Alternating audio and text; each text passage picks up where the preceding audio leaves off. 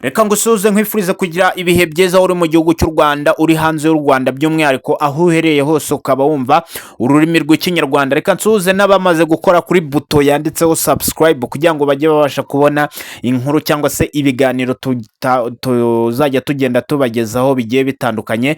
Ngira ngo mujye mubibona ko tujya tugenda tubagezaho inkuru nyinshi zigiye zitandukanye mu buryo bw'amashusho, rimwe na rimwe tukazibagezaho mu buryo bw'amajwi. Uyu munsi rero ku itariki ebyiri z'ukwa gatatu 2025 nabwo hasohotse indi nkuru.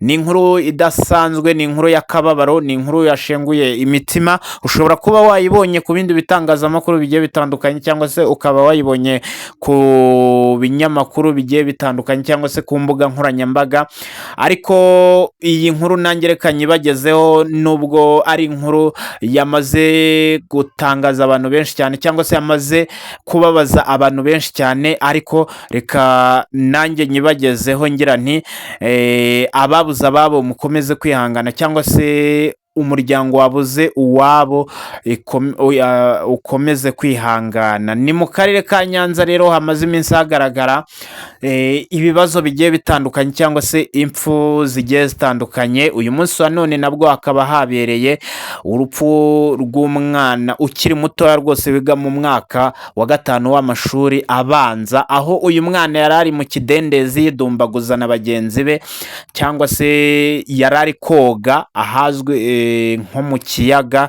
aho yari ari kwidumbaguza nyuma akaza kurohama akahasiga ubuzima. Byose rero byabereye hano mu karere ka Nyanza.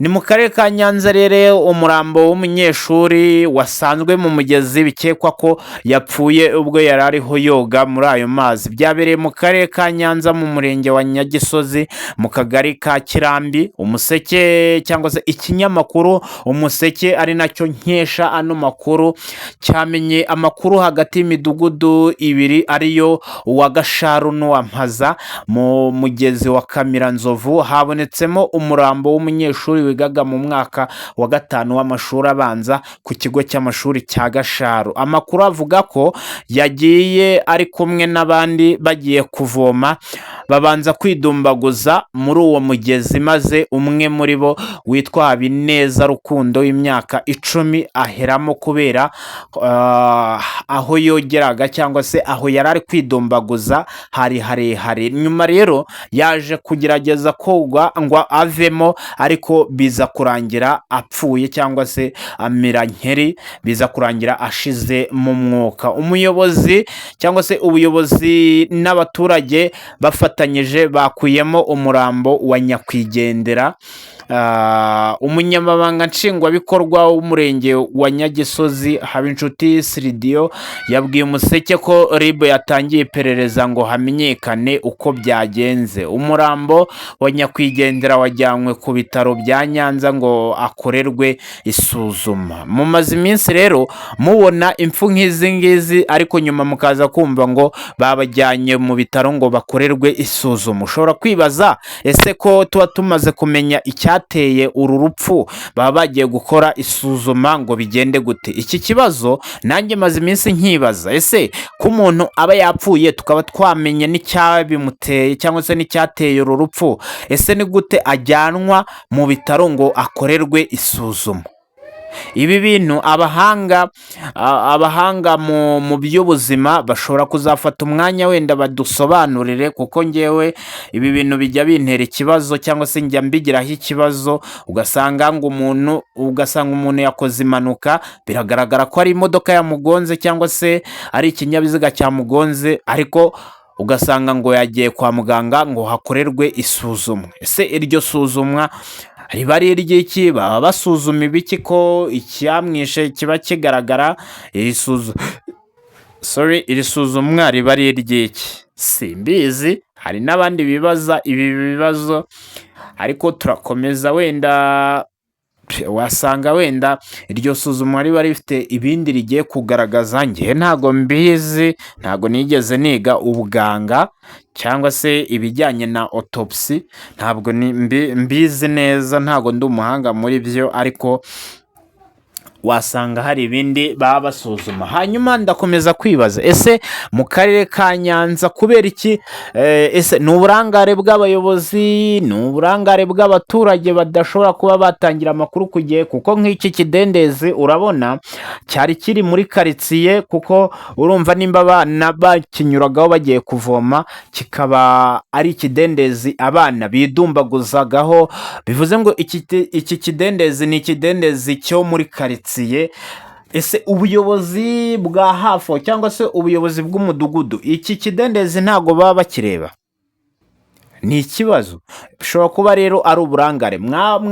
Hari indi nkuru nayo nigeze gukora nayo yo mu karere ka Nyanza, aho umujura yari agiye kwiba, hanyuma yikanga nyir'urugo, arasimbuka, asimbutse agwa mu cyobo kirekire koko, hanyuma nawe ahasiga ubuzima.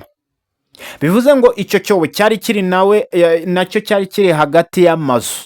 Ese icyo cyobo hafi y'amazu abantu batuyemo, icyo cyobo kirinda kuba cyatwara ubuzima bw'abantu, icyo cyobo cyakoraga iki?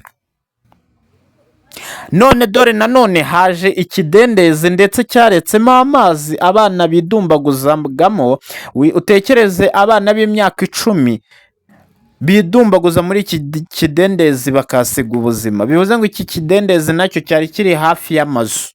Ese ibi bidendezi cyangwa se ibintu bikomeje gutwara ubuzima bw'abantu bikaba biri mu mudugudu hagati, abayobozi cyangwa se inzego z'ubuyobozi ziri muri uyu mudugudu zo zishinzwe iki?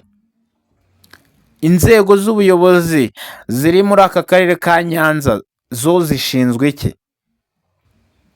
Kuki zitarebera abaturage cyangwa se ngo zirebe ibintu bishobora guteza ibyago mu karere ngo zibikemure hakiri kare? Tujye tubona imihigo y'ubuyobozi, tukabona imihigo y'inzego zigiye zitandukanye, ariko akarere ka Nyanza nako kari gakwiye kwikorera isuzumwa, kakareba ikintu kiri gutera izi mfu, bakagira icyo babikoraho. Hari imidugudu, hari utugari, hari imirenge, hari n'akarere, bose bakicara bakareba icyo bakora, kuko urumva izi mfu zikomeje kugenda zigaragara. Bivuze ko ashobora kuba ari umuganda udakorwa neza, cyangwa se bakaba batareba aho ikibazo nyirizina kiri. Hari ukuntu umuganda uba, bagaharura ku muhanda, bakagenda baharura utwatsi duto duto, cyangwa se bagakubura mu mihanda, ariko ntibabashe kuba bareba ikinogo kiri hafi aho muri uwo mudugudu gishobora gutwara ubuzima bw'abantu. Ntibarebe rigori cyangwa se ruhurura icamo amazi mu gihe imvura yaguye, nyamara ayo mazi akaba yahitana umuntu. Ayo mazi ntibakore umuganda ngo babe bayayobora neza, cyangwa se ngo banashyireho ibiti ku buryo abaturage batambukaho bitonze, cyangwa se batambukaho bisanzuye ku buryo bidashobora guteza ibyago.